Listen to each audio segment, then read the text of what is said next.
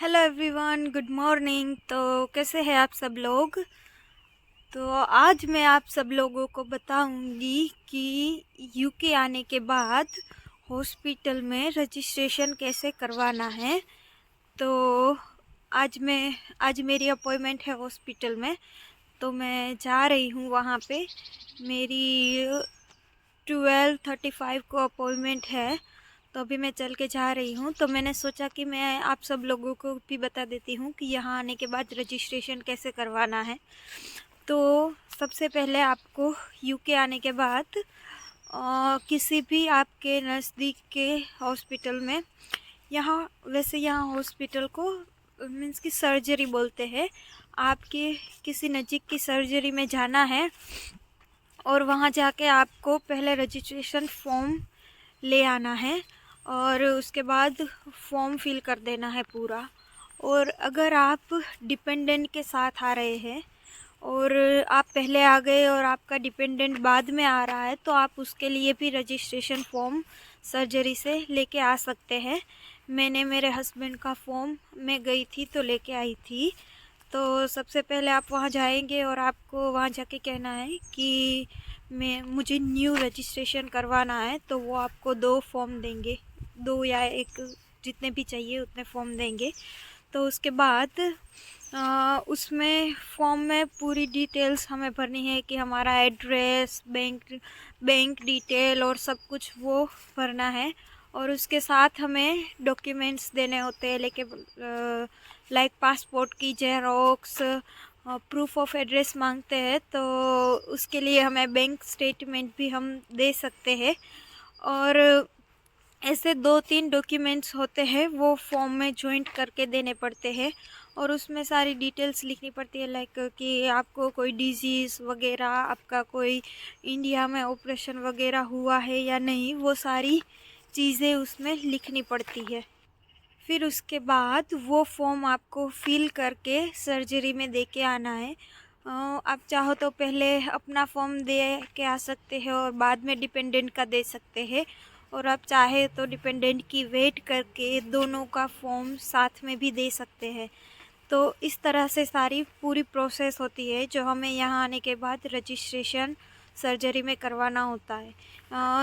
जितना हो सके उतना जल्दी आप यहाँ आके सबसे पहले सर्जरी में रजिस्ट्रेशन करवा लीजिए, क्योंकि अगर आपने लेट किया और आप बीमार पड़ गए तो आपको कोई भी यहाँ आपकी कोई सारवार नहीं करेगा, क्योंकि यहाँ पे वैसे भी यहाँ पे जल्दी कोई अपॉइंटमेंट देते नहीं है हॉस्पिटल वाले।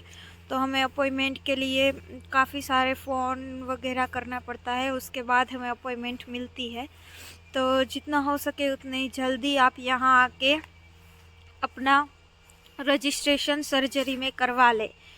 और वैसे मैं सर्जरी अभी जा रही हूँ, तो मैं आपको वहाँ जाके फिर बताऊँगी कि वहाँ क्या क्या टेस्ट करते हैं और क्या क्या होता है। और हाँ, एक और ख़ास बात कि आप जब अपना फॉर्म वहाँ पे दे आएंगे तो उसके बाद वो खुद आपको अपॉइंटमेंट देंगे कि आपको इतनी तारीख को इतने बजे सर्जरी आना है चेकअप के लिए। तो क्योंकि हम न्यू रजिस्ट्रेशन है तो हमें फॉर्म देने के बाद 4 वीक के बाद आपको अपॉइंटमेंट मिलती है। तो आप जितना हो सके उतना जल्दी रजिस्ट्रेशन सर्जरी में करवा लें। तो अब मैं सर्जरी जा रही हूँ। वैसे तो सर्जरी का रास्ता घर से सीधे मेन रोड से होके जाता है, लेकिन मैं इस जंगल वाले रास्ते से जा रही हूँ आपको ये पूरा व्यू दिखाने के लिए कि कितना अच्छा व्यू है। अभी तो पूरे पेड़ और वो सब सूख गया है, विंटर का सीज़न है तो, वरना तो सब हरा भरा ग्रीन ग्रीन होता। लेकिन फिर कभी मैं आऊँगी तब आपको वापस से दिखाऊँगी। ये रास्ता मेरी नज़दीक की जो सर्जरी है वहाँ जाता है, तो मैं अभी चल के जा रही हूँ वहाँ पे। वैसे आप सब लोगों को और कुछ जानना हो कि यहाँ आने के बाद और क्या क्या करना चाहिए, क्या क्या नहीं करना चाहिए, तो आप मुझे कमेंट बॉक्स में बता सकते हैं। तो मैं उस टॉपिक पे आपके लिए वीडियो बनाऊंगी और आपको बताऊंगी कि क्या क्या करना चाहिए। वैसे मैं अभी अब ट्राई कर रहा हूँ कि मैं स्टूडेंट वीज़ा के लगते सारे वीडियो एक बारी बारी बनाऊं, तो जो स्टूडेंट इंडिया से यूके आ रहे हैं उसे थोड़ा सपोर्ट मिल जाए और थोड़ी जानकारी मिल जाए कि यहाँ आने के बाद क्या क्या करना चाहिए और कितनी देर लगती है सब चीज़ों में। तो वो सब मैं आप सब लोगों को बताऊंगी। वैसे अभी मेरी सर्जरी आने ही वाली है, तो मैं सर्जरी में फिर जाके आपको बताऊंगी।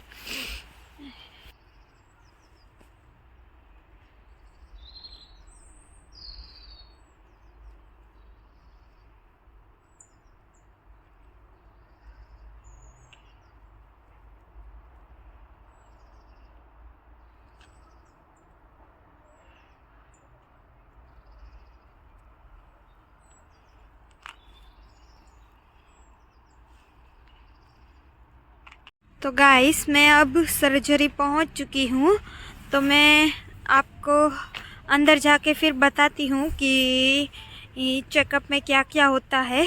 और जब मेरा चेकअप हो जाएगा तो उसके बाद मैं आपको बताती हूँ कि क्या क्या यहाँ पे चेकअप करते हो और क्या क्या होता है। तो गाइस, अब मेरा सर्जरी में चेकअप हो गया है, तो मैं आपको बताती हूँ कि वहाँ मैंने सबसे पहले जाके हमें वहाँ वेट करना है कि जब तक हमारा नाम, वो सामने जो स्क्रीन होती है वो स्क्रीन पे हमारा नाम और रूम नंबर ना आए, तब तक हमें वेट करके वहाँ बैठना है। तो मेरा 12:35 को था, तो आज हॉस्पिटल में स्टाफ थोड़ा कम था, तो मुझे 5-10 मिनट लेट मेरा टर्न आया। मेरा 12:55 को टर्न आया और वहाँ जाके सबसे पहले जो नर्स होती है वो हमारा ब्लड प्रेशर चेक करती है कि हमारा ब्लड प्रेशर नॉर्मल है या नहीं है। और उसके बाद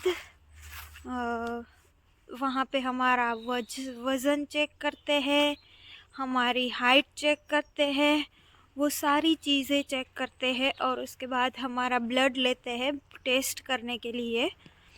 और ब्लड टेस्ट होता है वो अभी हमें नहीं मिलता, 10 दिनों के बाद मिलता है। और वो हमें कहते हैं कि अगर आपका रिपोर्ट नॉर्मल आया तो आप 10 दिनों के बाद कॉल करके पूछ सकते हैं कि रिपोर्ट में क्या आया। और अगर कुछ डिजीज़ वगैरह होते हमें तो वो हमें बताते हैं कि हाँ, वो सामने से हमें कॉल करके बताते हैं कि आपको ये बीमारी है, तो आपको ये दवाई लेनी होगी, ये दवाई लेनी होगी, और वो सब कुछ बताते हैं। और हाँ, एक और ख़ास बात कि अब आप जब भी चेकअप के लिए जाए तो बहुत सारा पानी पी कर जाए और नाश्ता वगैरह करके जाए, फ़र्स्ट टाइम अगर चेकअप के लिए जा रहे हैं तो। क्योंकि क्या होता है कि मैंने ज़्यादा पानी नहीं पिया था, तो मेरे एक हाथ में से खून लिया तो नहीं आया खून, और उसके बाद फिर उसने दूसरे हाथ में से लिया। अगर आप ज़्यादा पानी पीकर नहीं जाएंगे तो आपको 2-3 सुइयाँ लगानी पड़ेगी। और अगर आप बहुत ज़्यादा पानी पीकर जाएंगे तो शायद एक ही सुई लगानी पड़े। वैसे मुझे सुई से बहुत डर लग रहा था, तो लेकिन कोई बात नहीं ऐसे। और बस चेकअप में इतना ही होता है। और आपसे थोड़े बहुत क्वेश्चन करेंगे कि आपकी फैमिली में किसी को कोई बीमारी है या नहीं, आपके पेरेंट्स को, आपके ग्रैंड पेरेंट्स को, वो सब कुछ ऐसे नॉर्मल चीज़ें पूछेंगे। ऐसा कोई बहुत बड़ी चीज़ें नहीं पूछ लेते कि जिसका हमें कुछ पता नहीं हो, ऐसे सब नॉर्मली पूछते हैं, तो जो सब चीज़ हमें पता होती है। और ये पूरी डिटेल्स थी। डिटेल्स मैंने आपको बताई कि हॉस्पिटल में रजिस्ट्रेशन कैसे करवाना है यूके आने के बाद। तो ये पूरी प्रोसेस होती है यहाँ आने के बाद रजिस्ट्रेशन करवाने की और चेकअप करवाने की, वो मैंने आप सब लोगों को बता दी है। और अगर आपको वीडियो अच्छा लगे तो लाइक करें, शेयर करें और सब्सक्राइब करें। तब तक के लिए टाटा बाय बाय।